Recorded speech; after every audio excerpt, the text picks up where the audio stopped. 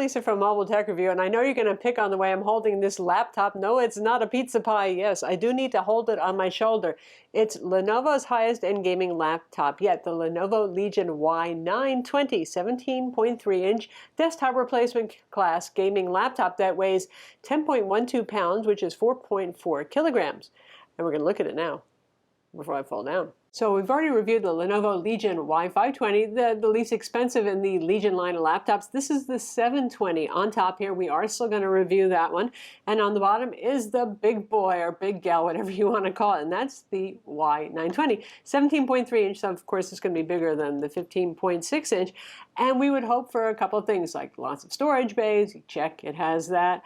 Good cooling, maybe not so much. A capable CPU and GPU. And in fact, there is only one configuration right now of the Y920 available in the US market anyway, and that has the Core i7-7820HK, so it's an overclockable CPU. That's pretty exciting stuff.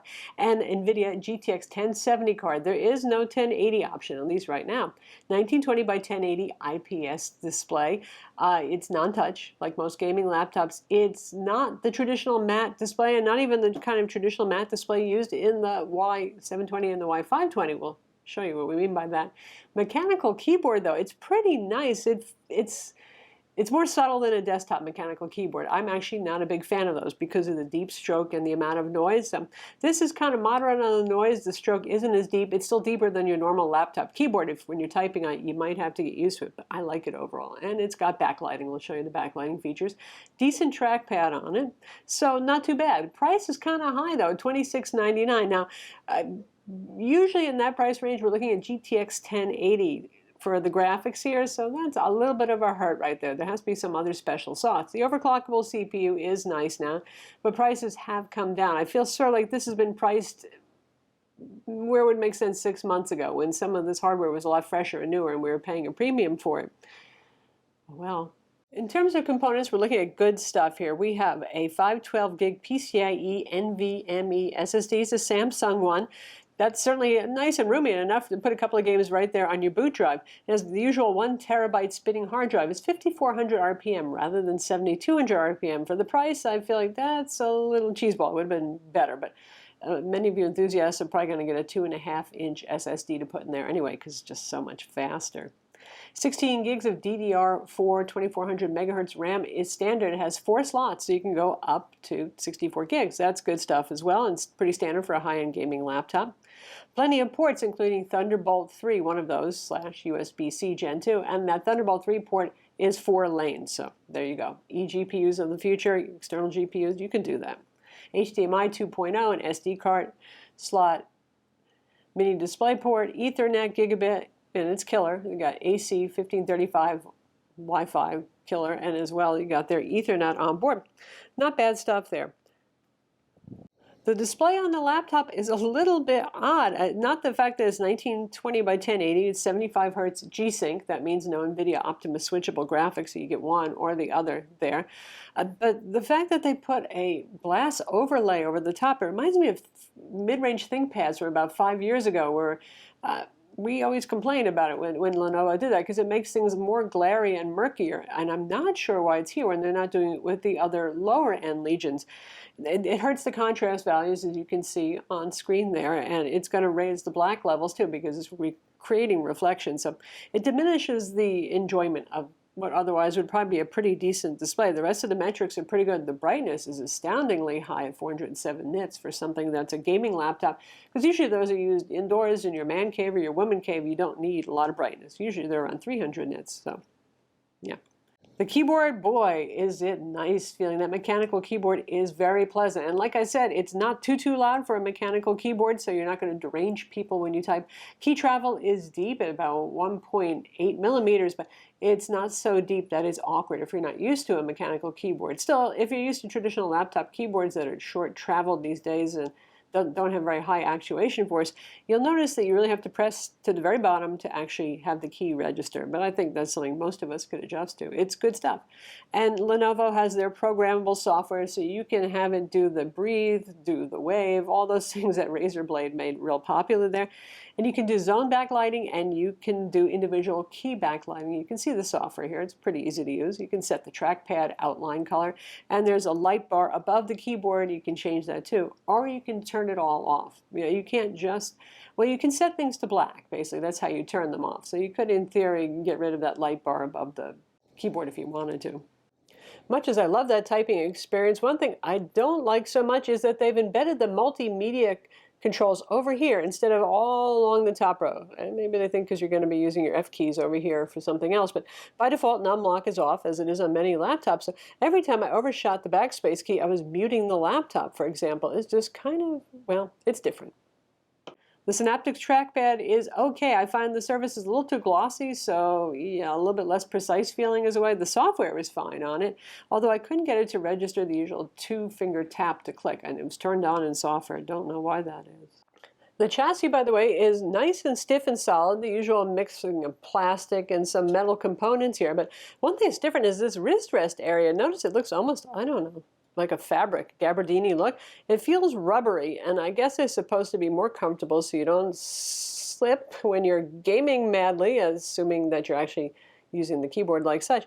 It's kind of interesting. It's okay. I do worry that it's going to get icky, you know, the way computer gamers get their wrist rests all icky. Okay, we won't talk too much about that, but you know what I mean. Sound on this is very nice, like you'd expect from a big desktop replacement gaming laptop, and well, you sometimes don't get it, you know. Asus, we're talking to you. Sometimes those Asus laptops can sound a little anemic, even the larger ones. You have two 2-watt stereo speakers and a 3-watt subwoofer. There's lots of volume here, and there's decent bass as well, and there's Dolby audio software on board. So definitely a plus is the audio on the laptop. Performance on this should be pretty darn good. The only way you can get any faster with this is to go with a GTX 1080, and we're not talking about the crazy SLI laptops with 2 graphics cards in it. So pretty close to the high end here, and indeed the frame rates in games are excellent. We were gaming in 1080p because that's what the built-in display is on ultra settings, and yeah, the frame rates are very good on this. And you know, it's a GTX 1070, not a 1080, so that's a limiting factor there. The drawback is, and granted we run our benchmarks, we turn off NVIDIA G-Sync, so the frame rate will go higher than the 75 hertz and 75 frame per second, thus normal refresh rate that you would see, to see just how high the frame rates can go. And the CPU cores on this get darn hard, darn quick. Even the Firestrike test with one run through, I was really surprised to see that some of the CPU cores were hitting in the 90s. And that's not with sliding the turbo button. On the keyboard, there's a slidable turbo button that makes overclocking easy, so you don't have to go into the BIOS and choose your multipliers yourself. It'll take turbo boost up to 4.1 gigahertz. The normal would be 3.9. Other manufacturers in this segment often shoot for 4.3 gigahertz, so they're being a little bit careful here, as it is. And there is a max fan mode that can help too, but believe me, you don't want to use it because it's so loud. I mean, unless you really have to. So playing games, playing Mass Effect Andromeda and The Witcher 3 and GTA 5 on ultra settings at 1080p, frequently, just without turning turbo boost on and the overclockable mode, I saw the cores actually, usually at least 2 of them would be throttling. So that's not so great. You want headroom for overclocking. If you drop it down to 75 hertz refresh rate and keeping the frame rate at 75 frames per second, well, things get a little bit better. Then you're in the upper 80s. That's without, again, overclocking. If you overclock, it's really going to throttle usually on 3 of the 4 cores. So it kind of negates the point of having the overclocking. The thermal solution here could be better. That's the moral of the story. And like Alienware and like Acer, they're using heat sinks where you got the mount for the CPU and the GPU heatsink with 3 screws instead of 4. I think 4 almost always works better from what I've seen, though Acer managed to do an okay job with that. Might be part of the problem. And the fans exhaust out the back, which is good, keeps hot air away from me, really not exhausting a whole lot out of the sides. They aim down a little bit, despite the way the grills look like it might be aiming the hot air up. It's not, so that's maybe part of the problem, because if you're aiming it down at the desk, most of the air intakes are at the bottom, so you're aiming hot air back down where it's going to be sucking air, and almost the entire bottom, sort of like an MSI Dominator Titan, is grill work for ventilation.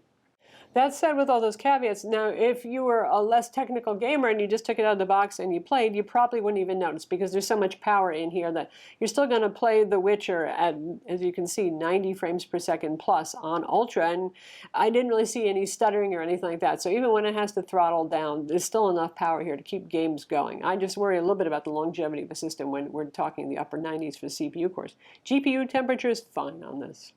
Battery life, it's a desktop replacement without NVIDIA Optimus switchable graphics, so yeah, it's just not going to be good like all the gaming laptops in this segment. It's about 3 hours unplugged, and that's with moderate use. I don't mean gaming. Gaming is going to be the usual hour to hour and a half at most unplugged. Plug it in, that's life with these kind of things. It's a 90 watt-hour battery, so that's a pretty beefy capacity battery, but still not getting much battery life out of it. It has a 230 watt charger, which is pretty typical for something with a GTX 1070 inside, and that's perfectly adequate. So to remove the bottom cover, just remove the Phillips head screws. Note that these two are a lot longer, and this one is longer too, and also a different color, so it's easier to tell them apart. So you remove those. It has a wraparound kind of back here, so just pull it from the front, comes off, ba-bam, there it is. And there's our internals, 2 fans, decent size right there. Only 2 heat pipes running over here. That's a little lightweight given what we have inside here. And the tape is not real well affixed over here. Anyway, this is our hard drive right over here underneath the little cover. There's a Wi-Fi card right there. 2 open RAM slots. I would assume the other 2 slots are on the underside of the motherboard like MSI is known to do.